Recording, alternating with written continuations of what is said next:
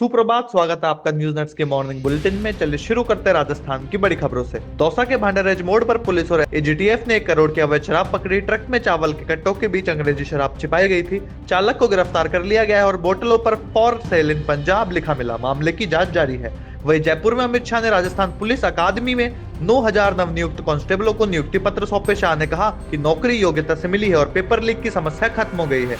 2500 से अधिक महिलाएं इस बैच में शामिल है। नई तकनीक और न्याय व्यवस्था के साथ पुलिस और मजबूत होने वाली है। वहीं कजाकिस्तान में सड़क हादसे में अलवर के एमबीबीएस छात्र राहुल यादव की मौत हो गई। हादसा 6 जनवरी को हुआ था और गंभीर रूप से घायल राहुल 9 जनवरी को दम तोड़ दिया।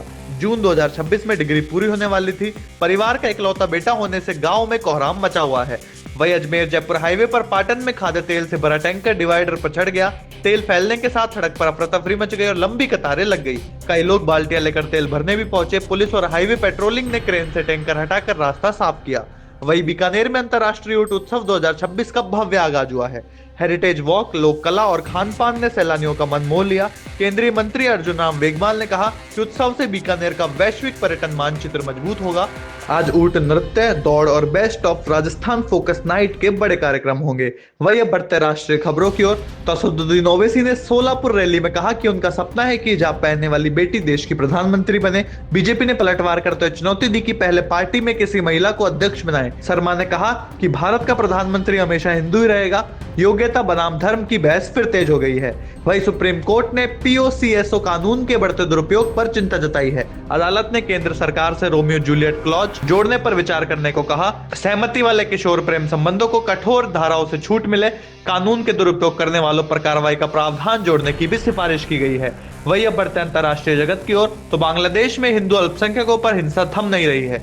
सुनामागंज में जॉय महापौत्र को पीटकर और जहर खिलाकर मार दिया गया। भारत ने बढ़ती सांप्रदायिक वारदातों पर कड़ी चिंता जताई। लगातार हमलों से समुदाय में डर और असुरक्षा बढ़ गई है।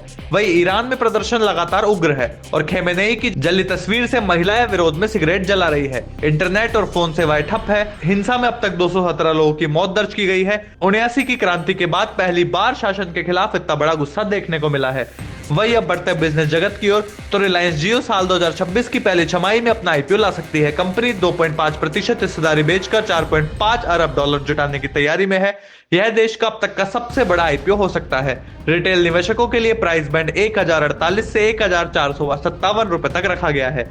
वही देश में डीमेट खातों की संख्या रिकॉर्ड हाई पर पहुंची है, लेकिन 2025 में ग्रोथ 6 साल के निचले स्तर पर रही। पूरे साल में 3.6 करोड़ नए डीमेट खाते जुड़े, जबकि पिछले साल 4.60 करोड़ ने।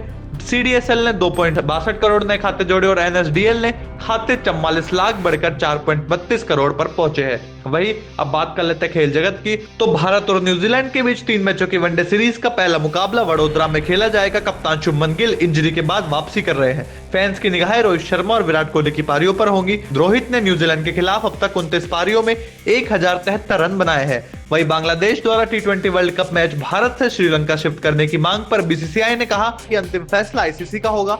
मुस्तफिजुर रहमान विवाद के बाद बांग्लादेश लगातार शिफ्ट की मांग पर अड़ा है। बीसीसीआई ने अंडर 19 और ए टीम टूर की तैयारियों की समीक्षा भी की है। वही अब बढ़ते एंटरटेनमेंट जगत की ओर। तो शाहिद कपूर की नई फिल्म रोमियो का टीजर रिलीज होते ही चर्चा में आ गया है। 1 मिनट 35 सेकंड में शाहिद का इंटेंट और वायलेंट अवतार देखने को मिला है। कहानी एक तरफा प्यार, दर्द और बदले पर आधारित रिवेंज रोमांस की है। टैटू और खतरनाक एक्सप्रेशन ने किरदार को और भी ज्यादा रहस्यमयी बना दिया है। वही सोशल मीडिया पर कुशा कपिला और अनुभव सिंह बस्सी की डेटिंग अफवाह चर्चा में है। कुशा ने बस्सी के जन्मदिन पर पोस्ट शेयर की जिसमें दोनों की सेल्फी थी। नेटिजन्स इसे सिर्फ दोस्ताना नहीं बल्कि रिश्ते का संकेत मान रहे हैं। पोस्ट ने इंटरनेट पर पारा एकदम हाई कर दिया है। तो ये थी आज की बड़ी खबरें। कल फिर मिलेंगे नई अपडेट्स के साथ। जब तक के लिए नमस्कार।